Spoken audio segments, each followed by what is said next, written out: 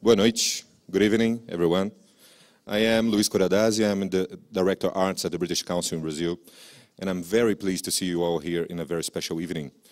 This event has been made possible thanks to the generous partnership with Cultura Inglesa, so I'm starting here with a big thank you to all the team in Cultura Inglesa for their support. In the past months, we are witnessing a consistent and deep reconnection between the UK and Brazil. Initiatives like the UK-Brazil season, part of the Great Campaign and led by the Foreign Office, are promoting many opportunities for bilateral collaborations between the two countries in the fields of technology, science, commerce and education. And of course, with Brazil and the UK being two of the most creative nations in the world, the arts are also playing a major role in this approximation. The cultural relations program being implemented by the British Council in Brazil, named Transform, is managing to encourage ongoing dialogue and long-term collaborations between Brazilian and British arts institutions, governments, and policymakers. And above all, creating opportunities of connection between artists, their peers, and their audiences in both sides of the Atlantic. Having said that, it's with great honor that I welcome Tracey Emin and Philip Larratt-Smith this evening.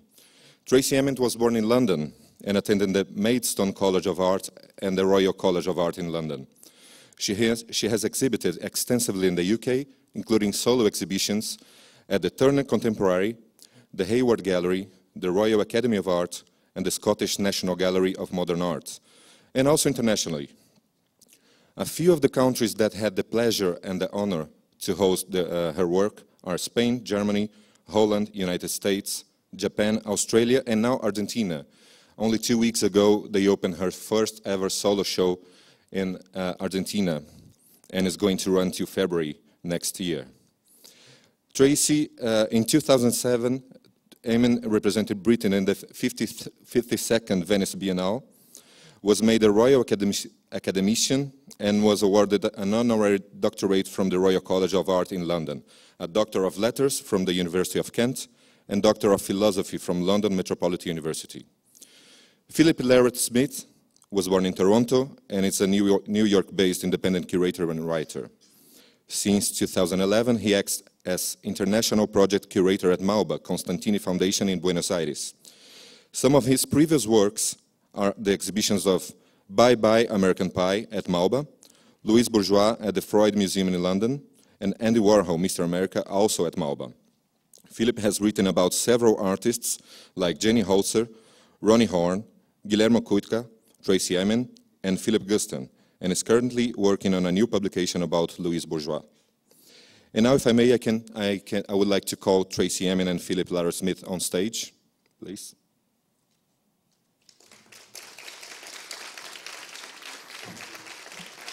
And before I go, I would like to invite you all for the opening of Tracey Emin's exhibition at the White Cube, São Paulo, starting tomorrow. And you can find the details and the address and printed material outside. And after this chat, we will open the microphone to questions from the audience. And after that, you are all invited to a cocktail outside. So thank you all for coming and enjoy your evening.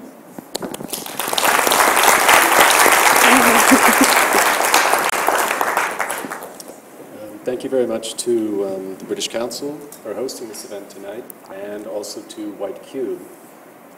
As Luis said, I'm the Curator of International Projects at Malba Fundación Constantini in Buenos Aires, and we have an exhibition of early video works by Tracey Emin up until the 26th of February next year. And I first decided to make this exhibition when I visited Tracey's retrospective or mid-career survey at the Hayward Gallery last year, and I was immediately blown away by the candor and the authenticity of Tracey's voice. This show at White Cube is a much more recent work, and the show carries the title, You Don't Believe in Love, But I Believe in You. And so I wanted to begin by asking you, Tracey, where you got the idea to call the show. For the last, I'm echoing, okay. Are we speaking loud enough? Yes? Good. Okay, so for the last maybe 3 or 4 years, I've had to question whether love really exists. And for me, love is like a ghost. If you've seen a ghost, then you really believe in ghosts. But if you've never seen a ghost, you can only surmise maybe they exist or maybe they don't. And now as I get older, I have to question whether I've really loved. So you think it's a matter of belief? It's not something that objectively exists in the world, it's something that exists in the mind of the idea? I know that I really love my friends, and I really love my mum, and I really love my cat. But all of these things are platonic love, which are built on another reasoning. What I'm talking about is like passionate love for one person, like a partner or something. I don't know if that really exists for me at all. I don't know if I believe in that. When you gave the show that title, were you thinking of, was it a specific situation, or was it more the general phenomenon of not knowing if love exists? It was a specific situation. Yeah, definitely, because I need people to trigger. I need people to trigger my thoughts. It's like having a muse or something. I need someone in my life to fire me up, to get me thinking. It could even be a book. It could be an artwork. But if it's a human person, then it's really brilliant, because then I can have a real dialogue, and I don't have to have a dialogue just with myself. I need something to get my brain going. The title of your show at the Hayward Gallery was Love is What You Want. This title seems a little bit more melancholy. Does that reflect a kind of falling off of belief in the power of love? This is really pathetic. At the Hayward, before the Hayward show, I was so happy to have the exhibition at the Hayward Gallery. It's somewhere I've always wanted to show, and I've known the gallery inside out, back to front, upside down, for like 25 years. I used to live in Waterloo, and I could tell you every single space in the Hayward Gallery, and I really loved it. And I saw the Hayward not as a challenge. I saw it as a very beautiful, feminine space. I saw the concrete as a really nice kind of cradle of material. I never saw it as a challenge. I saw it as something which was symbiotic and part of me. So when I was offered the show at the Hayward, I was so excited that I thought everything is coming together. All of my life is working. I know when my work comes together, my life comes together, love will come for me. And that's why I decided to call the show Love is What You Want, because I really wanted the Hayward, but also I really wanted love. And I thought it's all happening, it's all going to come together, and it didn't.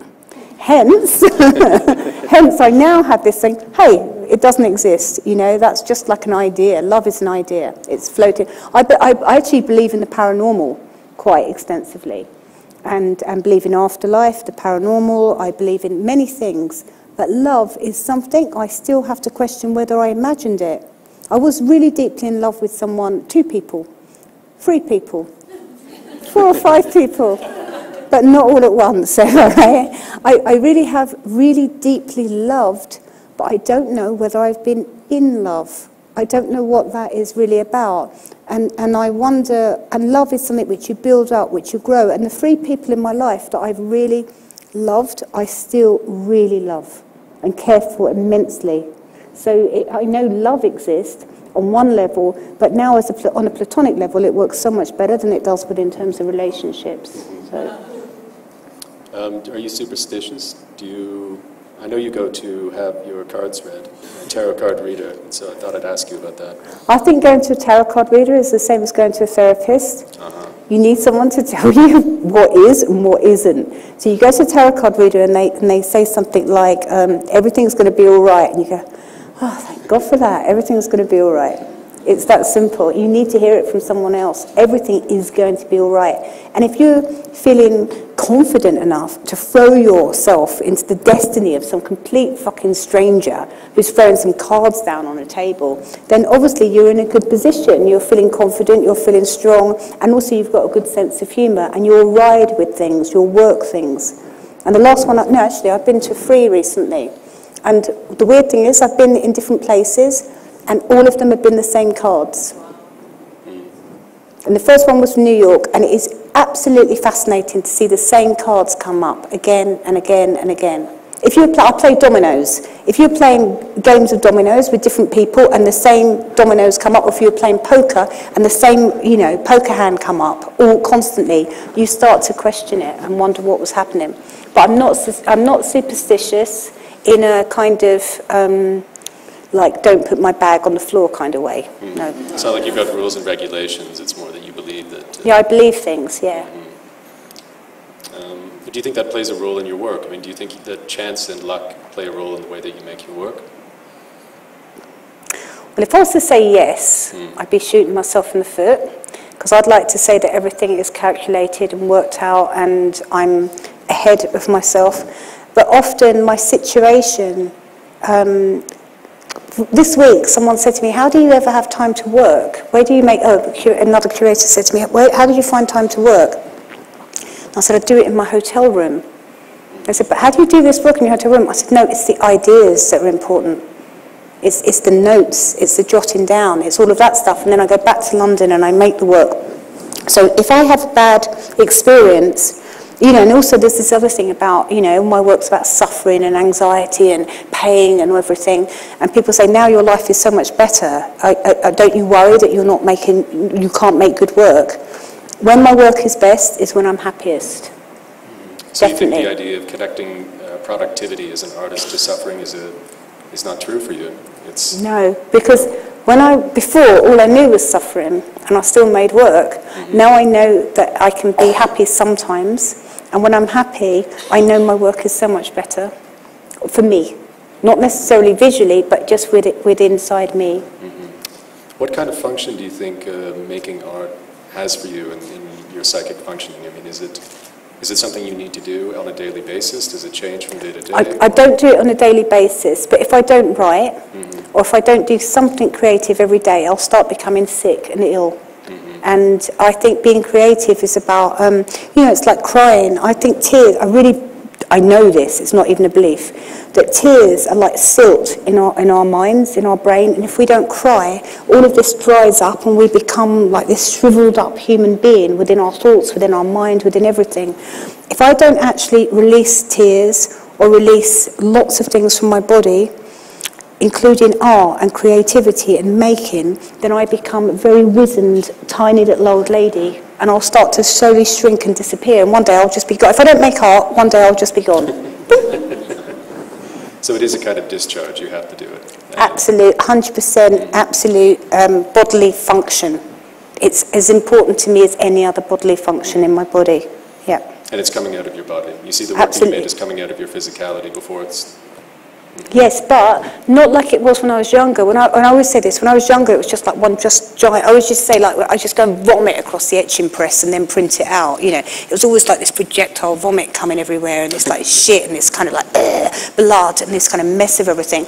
Now, what comes out is so much more controlled and calculated, and I'm kind of aware. And when I do have this sort of like big, like massive ejaculations, which surprise me, it's actually quite shocking to the system and stops me from working. It's so much better if it's controlled. A lot of the works in the show at White Cube are drawings, recent drawings. Do you think of drawing as a more immediate form of discharge for you? I mean, is it something that, is it equivalent to writing in a way? Well, actually, I shouldn't say this, but I'm actually a really good painter. Like, I can actually paint. There's some artists that use paint to make a picture, but I can actually really paint, and I'm a really good oil painter. But I don't like doing it because it takes too long, and I get too... I mean, unless you paint with a wet brush, but I'm not talking like that. I'm talking about waiting for it to dry. I cannot wait for paint to dry. Mm-hmm. And the thing about drawing is I have the essence, the real thing, but not... It's finished. The drawing is finished completely. A lot of the drawings in the show seem like different versions of the same event. There's the Lonely Chair series and then the Lonely Couch series. So there's a kind of progression within a unified event. Do you think that by making drawings, it's a way for you to look at yourself in different relations? Is it something that... The difference in this show, I mean, I don't know how many people here have actually seen my work for real before, just pictures or whatever, but I always use myself as a subject matter, and usually I draw myself from within. It's coming from here. And the difference is the big series that you'll see at White Cube that's along the wall are drawings from myself from outside. So I've actually become, it's quite an existential thing. I've actually got outside of myself and I'm looking at myself. And what's important about that is some of those drawings look like this really sort of like nubile, like really lovely teenage perfect girl. And then others look like this kind of really old sort of like 50, 60-year-old haggard old woman, which is more like how I think I look. But yet, still within the drawings, I'm still regressing back to how I used to look. And so it's a really interesting thing of me to try and get the reality of who I am and where I am now looking in. So there are different temporal moments in the same yeah. series. And so for me, that really excites me. Imagine making a drawing, you go, wow, I look 16 there and I look 60 there. And you're thinking, but it's the same person, it's the same figure. And so how is my mind perceiving myself? What am I actually really looking at? What am I digesting as I make the drawing? And the drawing is so fast because it's with a brush and immediate. And the level of making them... When I made that series of drawings, like Irene is here from White Cube, she was with me in France, in my studio in France. Nearly every drawing worked, nearly every one. And there was only one that we ripped up. Irene ripped it up and I filmed her ripping the drawing up, which was quite funny. But every drawing for me worked, which is quite, it's almost like a Zen-like moment when you have the brush and you go like this and you go, wow, I've done it, it's finished, move on. Now when you're painting, that doesn't happen. You go, it's almost okay. Don't like that bit. Oh no, I've ruined it. It was better before. And then you cover this bit up, and you keep. It's a bit like more like how I make my sewing, the blankets, my sewing pieces. It's a more extended process, and there's more reflection. Whereas the drawing is more immediate. Is it more unconscious? Do you think when you're making the drawings? No, I think with the. Well, one reason why I don't paint is because it's really physical, and I'd like to paint really big with a giant brush. And Matisse, he painted with a long stick and a brush, so you can actually have a sweeping gesture, which is what I should do, but I can't be bothered. I have to go into the studio and I think, oh no, to get a long brush and a stick and it's early and I can't be bothered, and I'll just do a couple of drawings or something. But painting is a long, slow, drawn-out process for me. That's the way that I paint. But I want to start painting again. And this show, I think, will lead on to paintings, definitely. I can feel it. And also at the moment, I'm desperate to do stuff with my hands. I want my hands are brilliant, and I want them to work for me. I want them to do the stuff. My brain is all so fucking fired up, and I just need it all to go here and do it with my hands. It will be good. The titles for a lot of it, there's a great range in the titles that you give to your drawings, and I know that you tend to put the title first and then to make the drawing afterwards, or does that change? Well, actually, funny enough, you're being facetious, I know. We went round with the show together today, and I couldn't read my own handwriting and couldn't remember the title of the bloody drawings, and he was taking the mickey out of me, which is very funny. But usually I always start with the title first, or the series of drawings. I know what the subject matter is. I'm having a dialogue. It's a conversation with myself. So, but what shocked me about this body of work was I was making so many of them. I couldn't stop. I was filled, I couldn't get enough of it out of me. So I think that's why some of the titles are just almost slightly repetitive, but I will never ever have an untitled work. And there's a book I've made with 1,000, Rizzoli published, 1,000 drawings, and in the back there's probably about 250 that are untitled, but it doesn't say untitled, it says to be titled. Do you often go back to works many years later and complete them, whether it's simply putting a title Only paintings. Only paintings. It's taken me, I have some paintings that take me 10 years, or I think the longest painting was 10 years, and the shortest painting was like half an hour. And when you make sculpture, how do you approach the process? How do you begin to think about making a sculpture? I'm a really bad sculptor. Well. And I'm only a baby. No, I'm not a bad sculptor, I'm a baby sculptor. And I hope when I'm old, that's one thing that I want to be doing in a much stronger, more confident way. But the sculptures that I've made, that I show, I really like. Otherwise, I'd never show them or make them. I wouldn't even present them to the world. But I think the sculptural process for me is a development in the way that I'm thinking. And it's exciting because it's three-dimensional, but I've always made wooden structures. I've always made these sort of strange architectural structures out of wood, because that's what I dream of, these shapes and different things. But now with the bronzes, that's a completely new thing. But I've always had this idea that a lot of art, forgive me for saying this, but a lot of artists make a really big mess. And I always say it's better to make a small mess than a big one. You make a big mess in bronze, what the fuck are you going to do with it, right? You're going to melt it down? I don't think so. So at the moment, with the bronzes, I'm just like building it up and building it up. At the moment, I've got an idea to make a bronze about the same shape as where we're sitting at the moment. But for me to have the confidence and the thing to do it, and also I'm like nearly 50, I've got another 30, at least, hopefully, 30 years to develop that and work at it, like how I have the other things. So, but I'm excited by the sculpture. When you first started out, of course, you were, part of the generation that later came to be known as the young British artist. Now, at a very different stage in your career, you live very much in the public eye. Do you think that that's changed the way you work at all? No, not the way that I work. No. The only thing is, when, like, for example, with, I don't know if people are aware of my tent, everyone I ever slept with from 1963 to 1995. Are you aware of that work? Yes, no? Few people. Well, I made a tent, and I didn't make the tent, it's an igloo tent, and inside the tent, I sew and appliqued the names of everyone I ever slept with. That's slept with sexually, intimately, my grandmother who I'd hold her hand and sleep with in bed. You know, it meant every moment of sleep. And my gallerist, one of them here, Jay Joplin, he would say, "Why aren't I in the tent?" And I said, "Because I've never slept with you." And he'd say, "Yes, we did." I said, "When?" He said, "On the plane, going to New York, that first time." I went, "No, you were asleep, but I wasn't." You know, so I had. I always use that as an example. When you're on an airplane with someone, a really good friend, you'll snuggle up and go to sleep next to them. But if they're not a friend, if you don't know them, even if you're sitting in the middle, you'll sleep bolt upright, and that's the difference with sleep. Sleep is an intimate thing. I would never, ever, ever, ever now make a tent with the names of everybody I've slept with from 1995 to 2012. Ever. I couldn't, because it would be vulgar, to use your word, right? Yeah. No, in the show in Malvo, how did you describe my work? I don't remember. Sorry, Trace. Romantic. Disabused, vulgar, and humorous. Yeah. So. Well, I think the question of what is and is not vulgar is, you know, is as old as art, and it's an interesting thing that people have this reaction to your work, that they see it as somehow dealing with taboo subject matter, being in your face about topics that people would rather not discuss, or even being tasteless. But I think, I mean, my opinion is that an artist has the right to be tasteless, and often has to be tasteless in order to make the work that really moves people.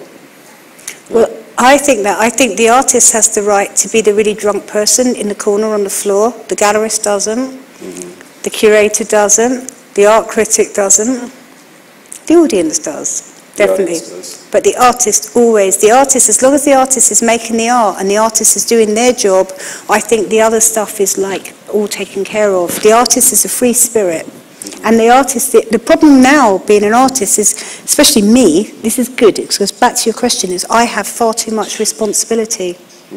I almost feel like I'm a fucking ambassador or something. You know, I'm going here, shaking this person's hand, doing this, meeting the Prime Minister, meeting the President, doing this, doing that, or whatever. And it's all really interesting stuff, but it means I have to always keep a kind of a grip on things, which isn't my strong point. So I'm having to work hard. And it's also like, this sounds so sort of mean in a way, but I have to often do a lot of interviews where I go, and recently this has really been getting me down because I'm tired and I can't keep saying the same thing again and again. If you look in the mirror and for a long time, you don't see anything anymore. If you say the same word again and again and again, it doesn't make any sense. And so for me, if I'm talking about my work constantly in a very day-to-day level of questions that I've been answering for like 20 years or something, I actually stop. I have to question whether I believe what I'm doing, because it doesn't make any sense anymore. And I think that's about a level of responsibility, to be responsible for art. And if you're someone who's going out in the world and there's a media interest about art, it's not just for me, it's about art. It's putting art on the front pages, it's putting art in the fashion magazines, it's making art accessible to lots of people, and I really believe in that. And I know part of my success is because of that, but that is something which now, as I'm getting older, is becoming more and more difficult for me. Do you ever think you might stop doing that? I mean, stop appearing in public, stop making the rounds and talking about your own work? I'd like to say yes, but anyone who knows me really well would say you should never do that, because I enjoy it. Part of me really enjoys it as well. So I just think there should be a balance to things, really. You feel a bit like there's been too much of that and you want to scale it back a bit. Yeah, and also I think, I know this sounds silly, but doing my first museum show in the Americas, on the American continent, made me realise that I should be doing a lot more stuff like that.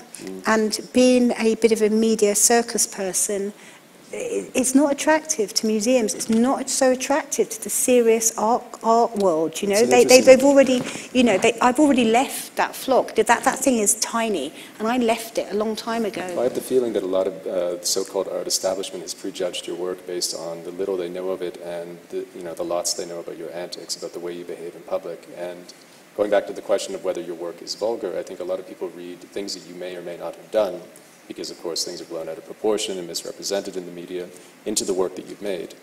And it's true that I think in a lot of ways your work is an authentically popular art in a time when very few artists have that kind of access to are making work that's accessible to the mainstream public, where people can identify with you, with what you're doing, what you're saying, that they feel invested somehow in what's going on. But I have a philosophy in life, which I've always stuck through.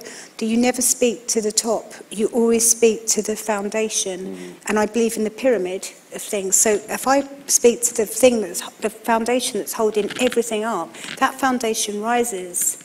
Those people who are holding everything up, one of those people, there's so many of them, is going to be, one of them is going to be the Nick Sirota, one of them is going to be the Jay Joplin, one of them is going to be the so-and-so, the power, the doyens, you know, of the art world.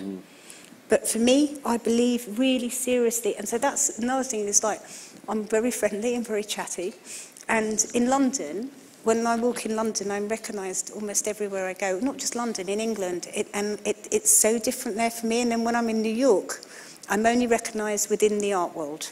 I have to be in the art world to be recognised.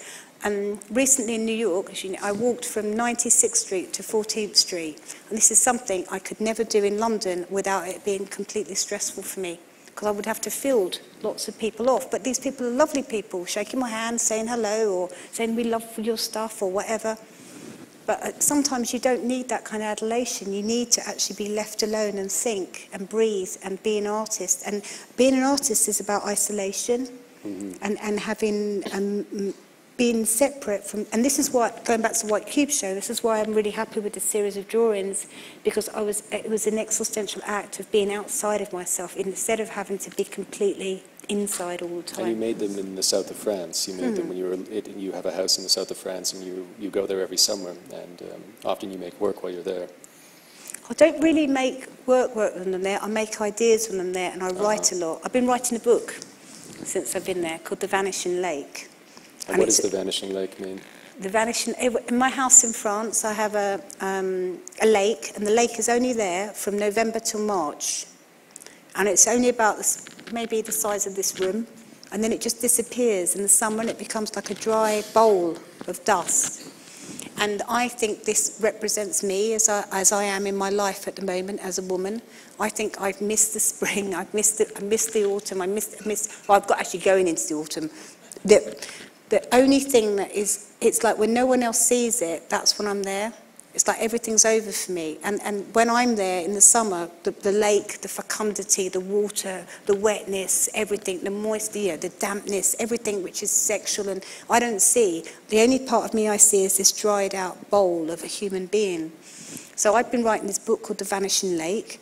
And my big thing was I went back there in, May, to write about the Vanishing Lake, thinking it'd be gone, completely full.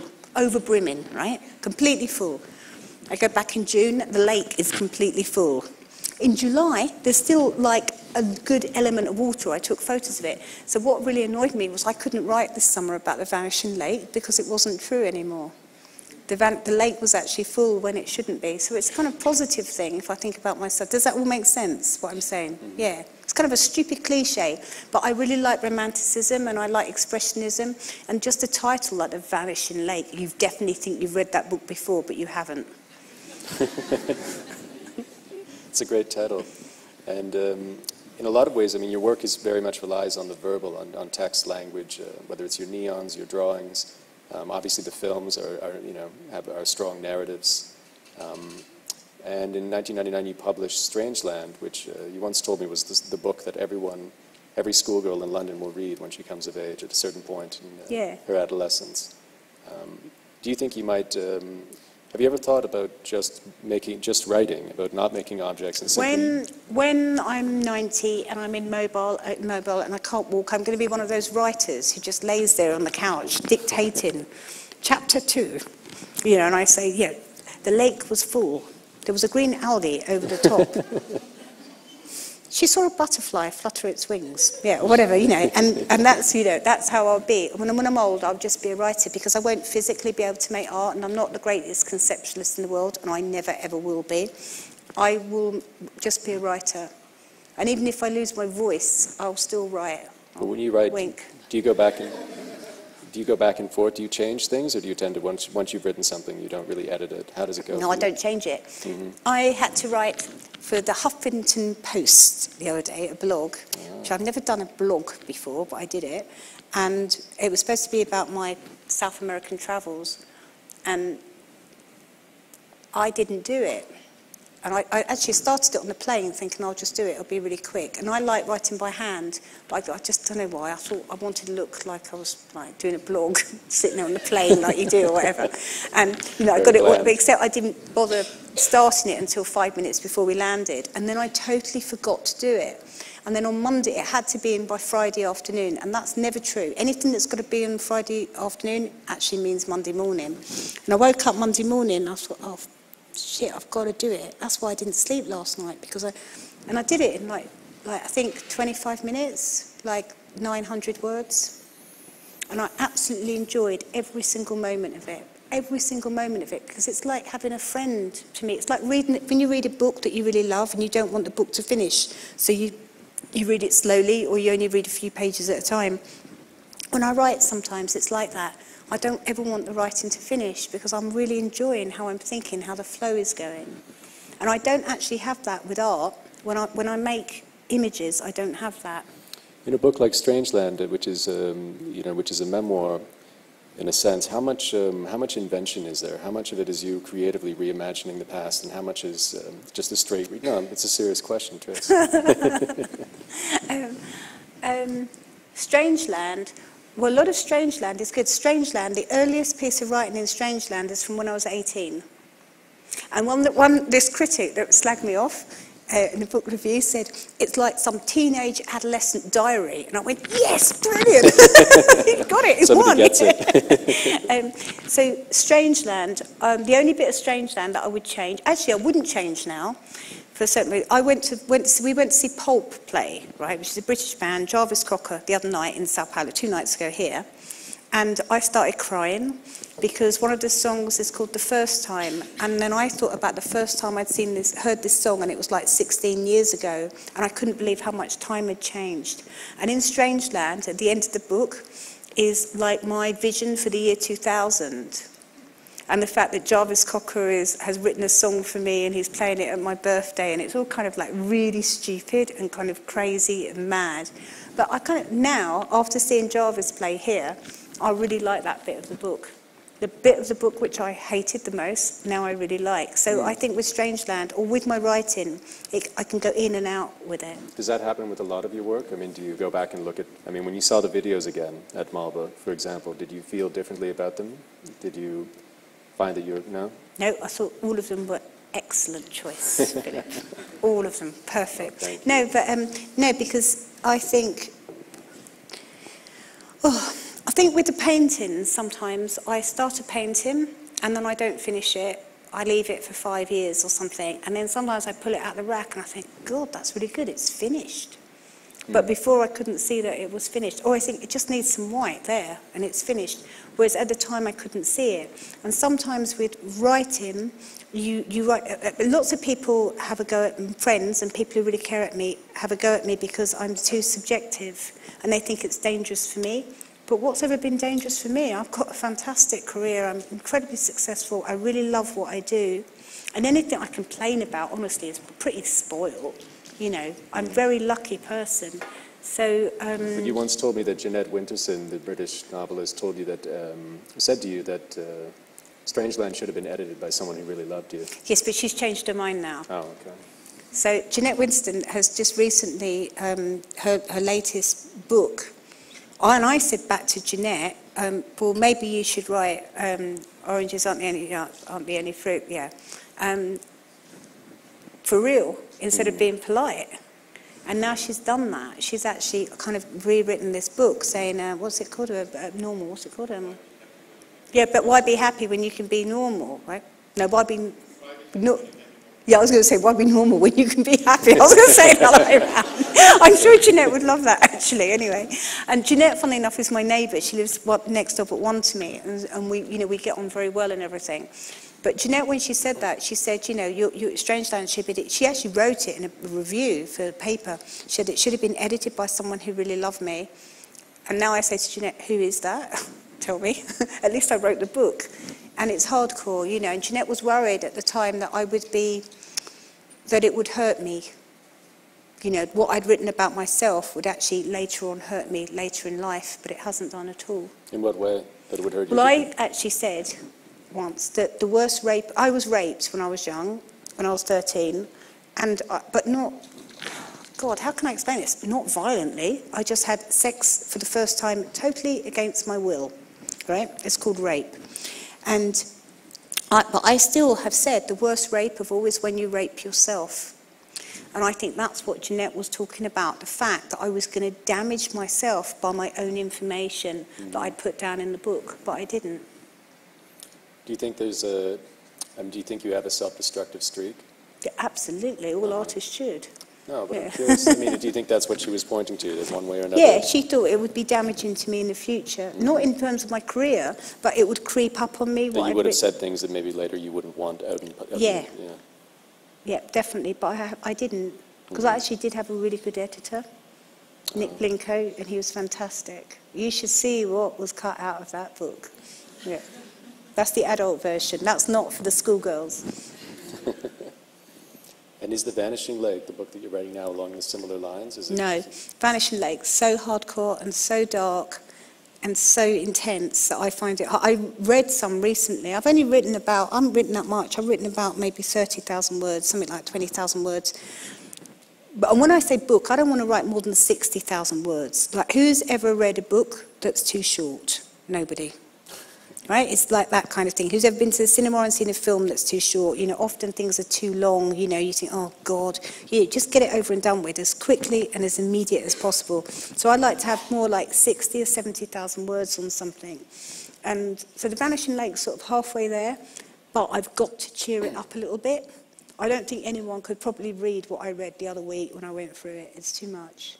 It's too dark. It's too heavy. dark, yeah. Yeah, you know those bits in books when you go into the cave? You know that bit, you know, the arty books, and you go into the cave for about 10 chapters?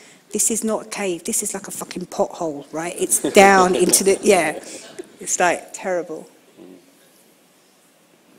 Who are some of the writers who are important for you? Do you read a lot? Do you like to read? Yeah, Daphne du Maurier is my favourite. I think she's so clever, and I think she's so underestimated in terms of like literature. She's just so clever. You know, all these women reading it like romantic novels, and they're just reading the most hardcore feminist literature in the whole world, subliminally. It's absolutely amazing. And the first set of serious books I ever read, I suppose, was Anais Nin. I read everything by Anais Nin when I was about 19. A boyfriend actually bought them for me, which I think was pretty cool, and I read everything.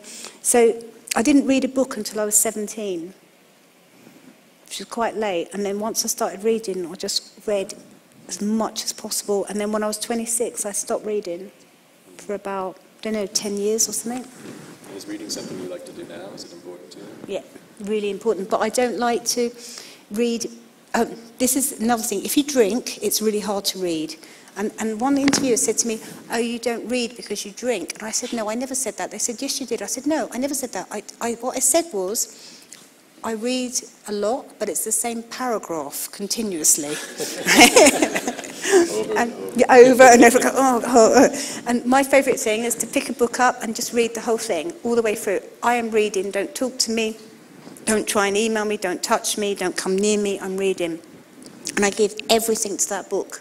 And I remember everything about it, and I absorb myself in it completely. It's almost like it becomes part of me, the book. And I often have about 5 or 6 books on the go at one time when I'm reading, and it's the one which grabs me. And then I'll read everything I can by that author as much as possible.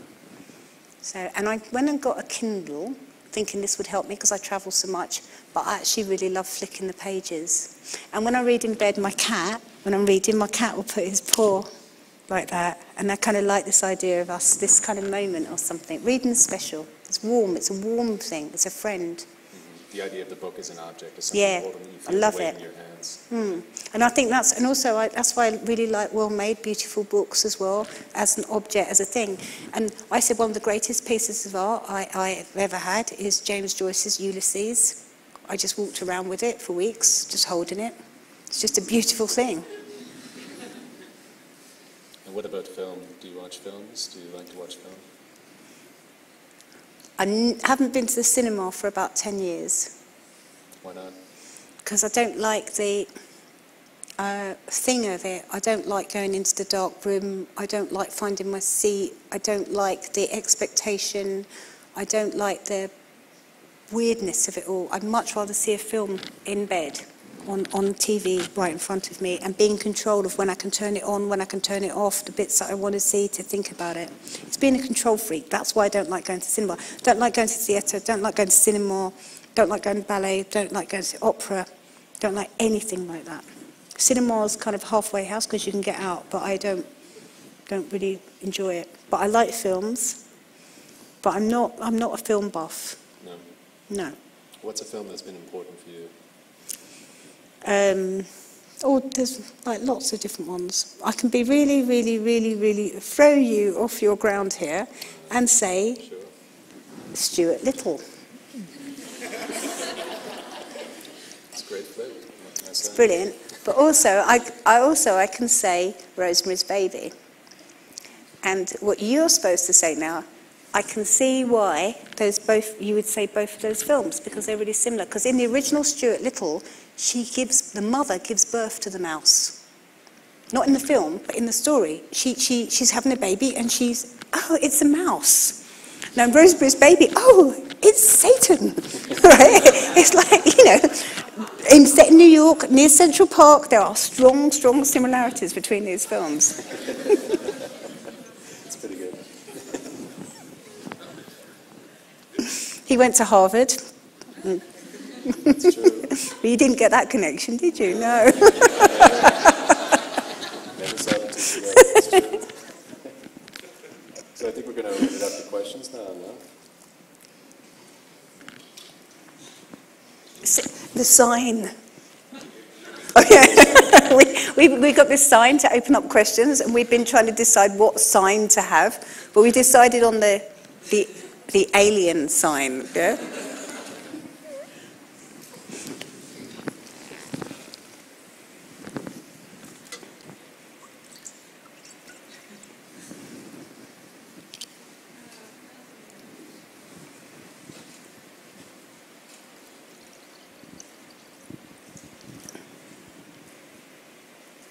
Hi, my name is Isabel. My question is about your work, that you use a lot of words in English, and you are talking about the meaning of love. When I am Brazilian and Italian, so when I say love in Portuguese, it's different for me when I say love in Italian or love in English. Most probably a person that is an English person or Italian or Argentinian have a relationship with the word love different than the original language or the native language. So if you are talking about meanings, and I don't know if you are, but I think you are, how do you imagine that people can react to your work? Really good answer to this question. My father was Turkish Cypriot, but my great-grandfather was from the Sudan, from Africa. My father was Turkish Cypriot. He spoke Greek, he spoke modern Greek, Old Greek, Arabic, Turkish, and English. None of them very well. But he did exceptionally well considering he left school at 11 and only went to Quran school for 2 years. That was it. My dad was like a real good player. He was a lot of fun. And my dad never married my mother. My father married his Turkish wife. She was 14, he was 22. My dad was married for almost 40 years before his wife died. and he had an affair with my mother. And my thing, I said to my dad one day, is, I said, Dad, when you dream, what language do you dream in? He said, if I'm dreaming of my wife, I dream in Turkish. If I'm dreaming of your mother, I dream in English. If I'm dreaming of my grandfather, so on, so on. And it's a really, really good answer. And I think, like, if you're in love with someone who speaks Portuguese, you say love in Portuguese, right? And you think love in Portuguese. If you're in love with someone who's British, you think love, love, love, L-O-V-E. It's how you feel or respond to that situation or that person. But love is like God. It's like God, right? That goes back to the ghost thing. Do we believe in God? Does God really exist? Well, yeah, does love really exist? It's just this word, this thing that hangs there. It's up to us whether we attach ourselves onto it. So love is a thing, an entity, a spiritual entity, or something which just evaporates us. And when we think it's happened, it's all engulfing. It just takes us. It doesn't matter what language it's in. It's about the person you think you're in love with. I say think, okay? Yeah.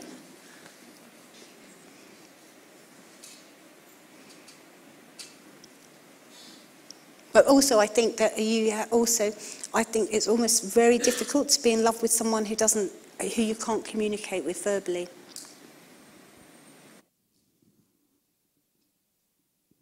Okay. You've talked you told us about love in a very extensive matter. I mean, like you were born like loving your mother. You were born like it's something you construct while you're living. Do you believe like in love at first sight, or something that just blew you away in a moment? Like, I mean, 3 people that I've loved very much, physically, mentally, intellectually, every way possible. 2 of them was love at first sight, and 1 of them wasn't. You still love them? Yeah, I love them. I can't tell you how much I love them. Well, I can. I love them. I love them very much. I'm so happy that I don't think that I'm in love with them. I'm free from that. And I'm happy with these people in my life because they really take care of me and they know about my loyalty and we know each other and we trust. The trust is so important. But guess what? I don't have to put up with all the bullshit anymore. I can just have the bits that I want, not the bits that I don't want. But no, seriously, to answer your question, yeah, I think, well, everybody has a different interpretation of love and what it is for them. I'm not telling someone else how to love or what they think of love. I'm telling you how it is for me, which is different. I'm not cynical either. I've never been cynical about anything in my life. It's actually more like a scientific fact that I'm talking about.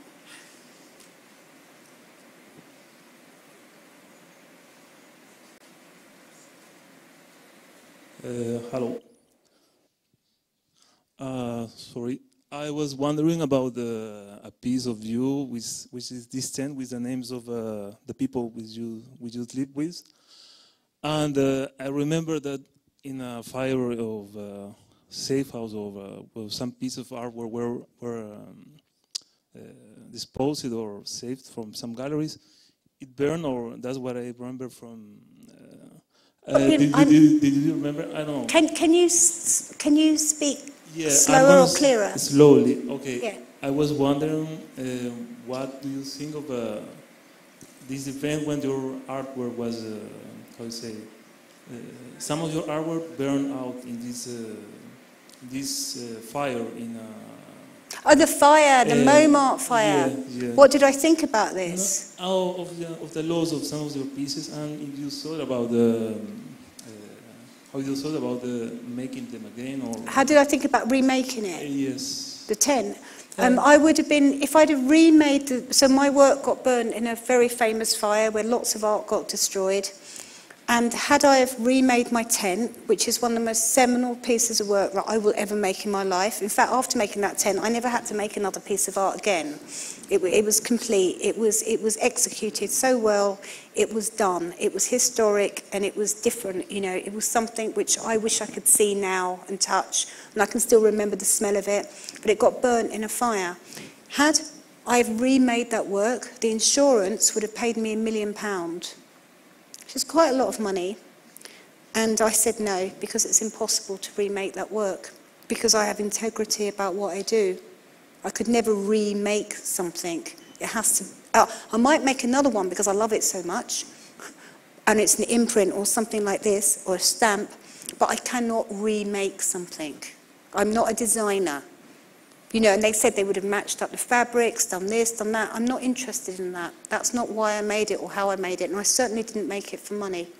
I never do anything for money. If I was, I might have been a prostitute when I was young.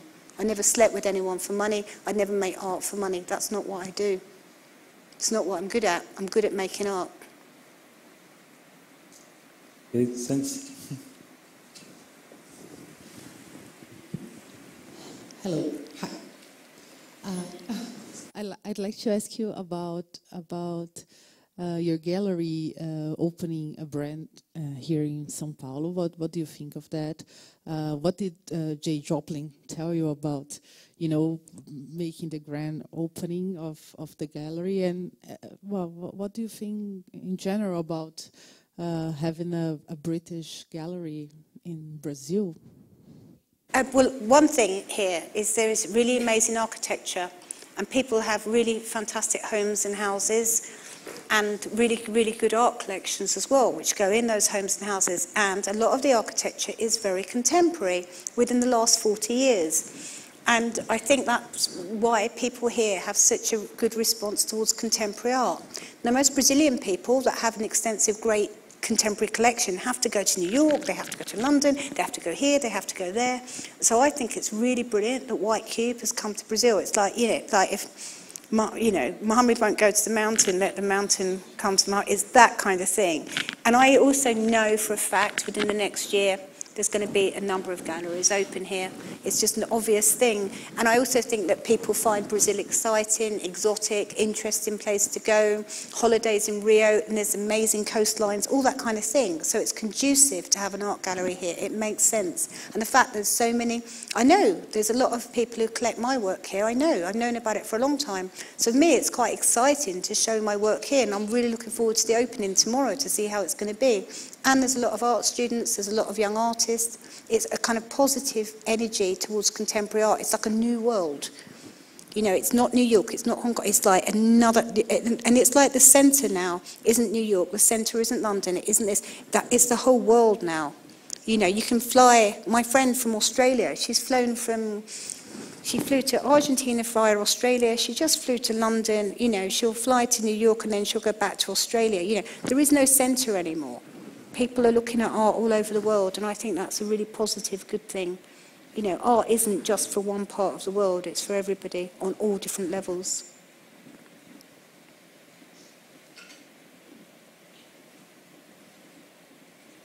But the main thing is the architecture is important here.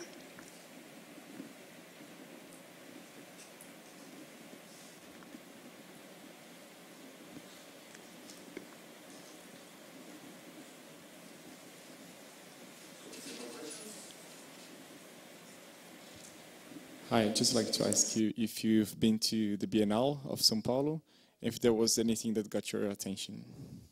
Yes, there was, but I will not remember any of the names, but I can tell you what the work looked like. There's the melancholic Dutch artist from the 70s that disappeared on the boat going across the Atlantic. I like his work very much, fantastic.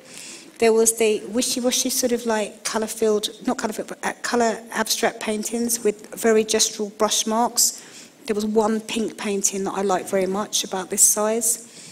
There was a hell of a lot of penises, actually, all over the place, which we couldn't help but notice everywhere, like everywhere. Penis, penis, penis, penis, penis, penis, penis. Like, I've not seen so many penises for a long time, anywhere, right?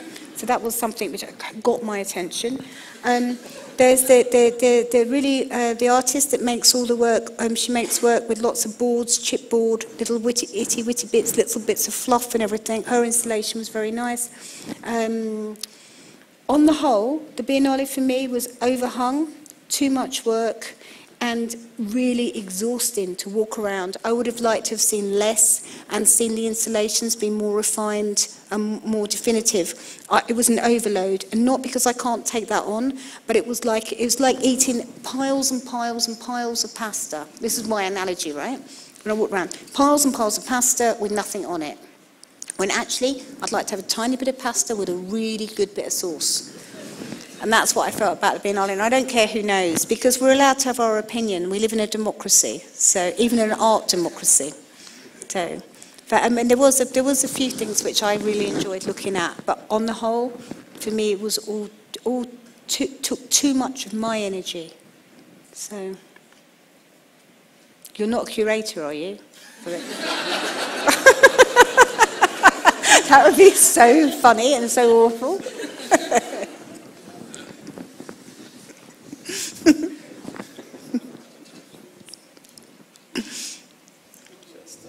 Okay, if there aren't any more questions, I would like to thank you again, Tracey and Philip, for sharing your time and your expertise here and for the inspiring talk. And you're all invited to the cocktail outside so we can chat some more. Okay, thank you very much. Good evening to all.